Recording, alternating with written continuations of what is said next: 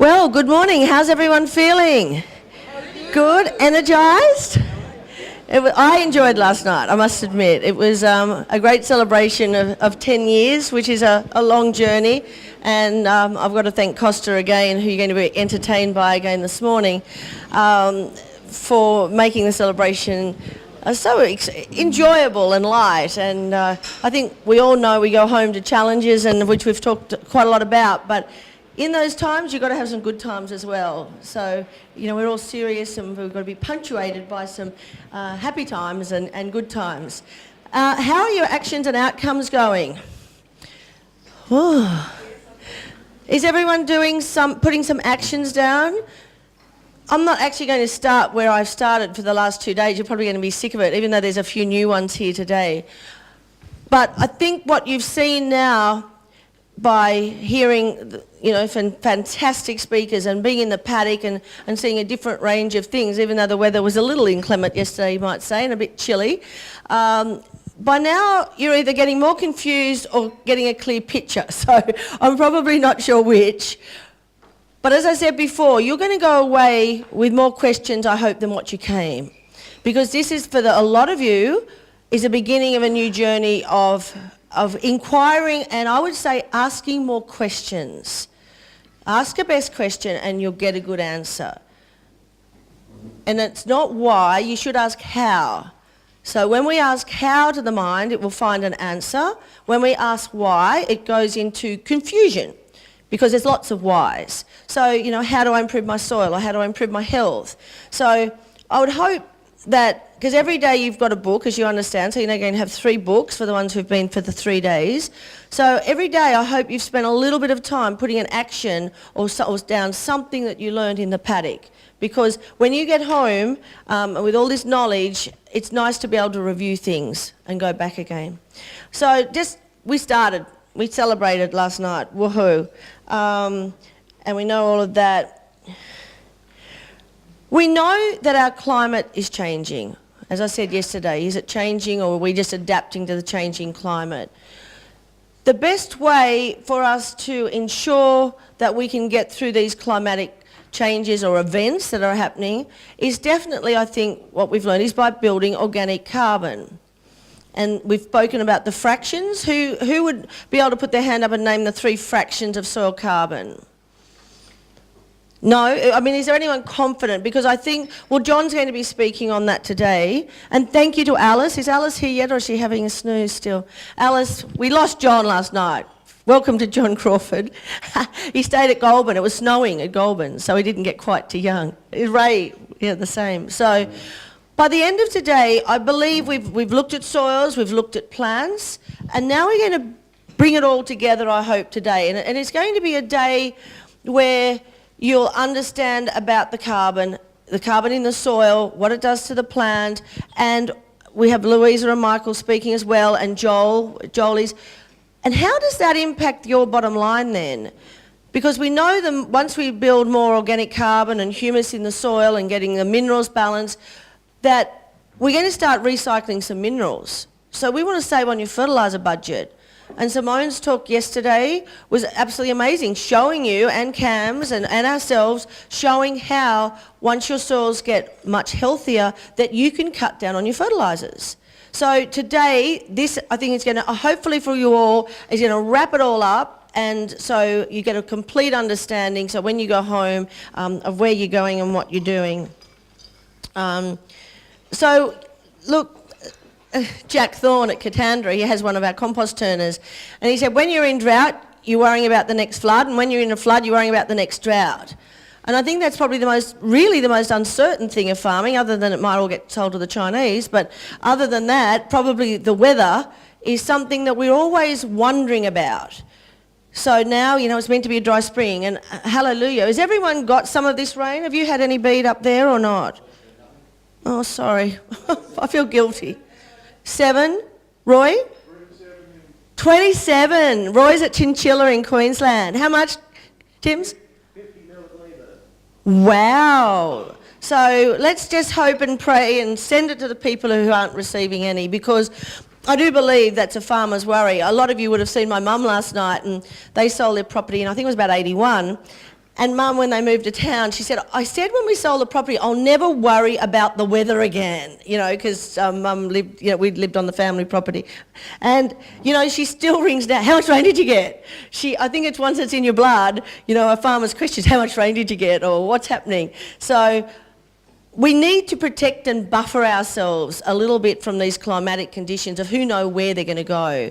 And unless there's some more magic out there, my best magic I think is humus, to build that in the soil, get your mineral balance right. And I think Hugh's present. Is Hugh here yet today or not? I think Hugh's looking at the plant in the paddock is just unbelievable of what he can detect by looking at that plant. And Martin is just truly amazing. The two of them, we've been so blessed with having these men in the paddock that can give us such the physiology of the plant, and Hugh just looking at the leaves where they're burned off and knowing it's copper or zinc or, and even looking at the purpling on the pod of the canola plant and knowing it's a copper deficiency. So these are all observations. Yes, we love our soil tests and we look at them and understand them, but you walk on a soft soil. When you're on a soft soil. You smell it, you've got a good soil. You observe the plant, and yes, there's a deficiency in there. So I have toolboxes, and I believe all this knowledge you're getting, you're putting into a toolbox. And then you have toolbox of solutions as well. And we talked about the 9, I'm just sort of doing a bit of a wrap-up. We talked about the 9 critical factors of the soil, and if there's 5 not in alignment, then no one product will work. But if the soil's getting really balanced and healthy, then any one product's going to help it. A tea is going to help it because it's minerally and microbially balanced. So wrap all of this up, take it home with you, and definitely there's so much on the web. There's also John's going to give us his notes as well from today. So there's so much that you're going to be able to keep researching. Because we are, after we heard Ray speak yesterday, and everyone knows that we are up against the multinationals and big money companies, unfortunately. And I don't want to be in comparison with them or trying to outdo them, but I think just if each one of us stays soulful and mindful of the environment, then I said to someone the other day, all I can do when I'm on my deathbed is I know I did my best. I may not have changed the world, but I know I had a good go at it. And each of you are the ones who dare to be different, stand out from the crowd. Every one of you could get up here and present, and say something of value to everyone. So take this message home to you, to other people. We've got the threat of the weeds and diseases. 47.2% of the money, the $3 billion, is dedicated solely to herbicides, pesticides and insecticides. So this adds up to an annual use of over 18,000 tonnes of herbicide, 8,000 tonnes of insecticide and 3,000 tonnes of fungicides. Who thinks that number's going to go down? You do, Bronwyn? Because you believe we can do it, or you think... Yeah, that's great. Whoa, we've got one positive person in the room that we're going to change something. Yeah, Louisa? You could add to that about 5% of the world's energy is spent on actually making those. Absolutely. So they're incredibly carbon intensive. Yeah. And that can affect the things in the future too. But I mean, that's great. I myself... I would like to think they're going to go down, but I've got a horrible feeling that, they'll probably go up. But anyway, let's see. I mean... I can tell you, Rhonda, that the 4th largest chemical company and for pesticides and fertilisers in the world is having a series of urgent strategy planning meetings to diversify out of it. Is that Bayer? Yeah, Bayer. No? I'm not going to name it. Oh, because I know Bayer is as well. Yeah, so they're all catching on. I think that we've been on a good thing. Since your farmers, since 1970, fertiliser prices have skyrocketed, jaw-dropping 1,560%. Now, is your income gone up by that? Hello? If only. So, it's more than double, from $12,493 to $29,000. It's one of your most expensive parts of your farming enterprise. And yet as Cam and Simone and us will recognise, we hardly buy in anything.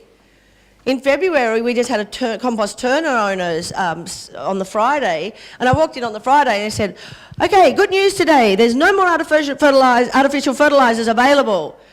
You know, and everyone, oh well, you know, because they're making humus compost. They can make tea. No one was that worried about it, were they? Everyone just sat there and went, oh, okay. But, you know, they're going to get it more expensive. And the thing is, I have found this year, in 10 years in the business, I'm gathering. Actually, it was lovely. Michael Carley told me that when you've been in business 10 years, you've worked 10,000, was it 10,000 hours or something? Some amazing number he told me. And now I've reached the level of credibility. So it was so sweet of him. But I believe that, well, what I've seen this year, and it's probably the first year in the 10 years of artificial fertilisers actually not delivering what they used to deliver. So people putting out the 100 kgs of MAP and having no phosphorus in the plant. Lots of things. So the recipe farming is, oh, I'll put on 100 kgs of MAP, 100 kgs of urea and I'll be fine, it'll grow a crop. It's not. So I believe the soil is just getting so degraded then that the functioning that was there is actually getting less. So even if you do want to stay conventional, I don't think your results are going to be there anyway. And this is what gets me. They say, well, show me that biological agriculture works or humus compost works. Well, show me where conventional works. I'm sorry. You know, they can't guarantee that you're going to put that urea out and you're going to get that much yield increase or you're going to spike that much protein. And when they did the trials with Twin N and urea out here, it was in the year after the drought, and a lot of nitrogen came available after the drought, the urea actually didn't show a yield increase. Did they put that out there that we didn't have a yield increase? No. No way. They still sold you a bit more next year.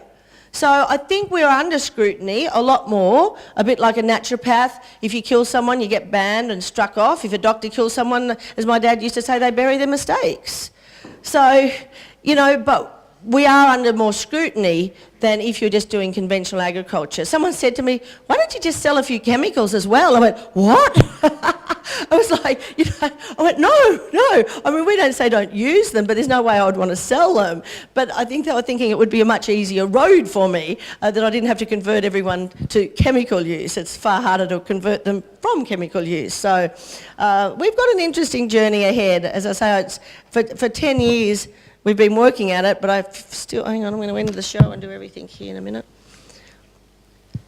Now, I'm sorry that went up there, but there's been a 60% decrease in the efficiency of nitrogen fertilisers. This is in just the last 40 years. Since 1983, Australian farm use of nitrogen has more than tripled. What's that? That's what I was trying to say on Wednesday. Absolutely. Yeah, CAMS, mine, ourselves. So that's what I'm saying. Everyone's putting more on, but getting less results. And it's costing you more. So if there's a problem, you'll just put a little bit more on. So on Australian farms, each tonne of NPK fertilisers is fertilising less land with about 20% decline in the efficiency in a little over a decade. And this is what I'm saying. What they're doing out there is starting not to work. And look, at $800 a tonne to put urea out, at $80 a hectare, some have gone out with 200 kgs of urea per hectare. It's $160 a tonne. It's a little over a tonne, we're $135 a tonne for humus compost, and yet they've just spent $160 and then they have the hide to say that biological agriculture is expensive, and then they've got in with a few fungicides as well. You know, it's their rationale, and I think they're actually trying to talk themselves into the thing that they're doing a good thing still. But statistically, and this is, as I say, it's all referenced, so it's not just hearsay. I spent the money to get this done. So Australia has the highest per capita greenhouse gas emissions in the world, and 68% of it comes from agriculture. I put an ad, and it was just wonderful to have John Dwyer there last night from the land, and Sally White and Marilyn. I put an ad, we've got 2 strips in June, July for the front of the land, and I put an ad this year, and it was a great ad, I like the look of it, it was really good. How green is your nitrogen? You know how many calls I got from that? One. No one cared how green the nitrogen is. We'll just keep putting out urea. So it's just, I just take it all in. You know, soil erosion. The Earth is now losing 100 gigatons of arable topsoil every year. They say we've actually got 48 years of topsoil left. I'll be probably contributing to it in 48 years as turning into humus, but we're degrading our soils. And I think everyone here is here because they know that's what we're doing, and we have to do something about it.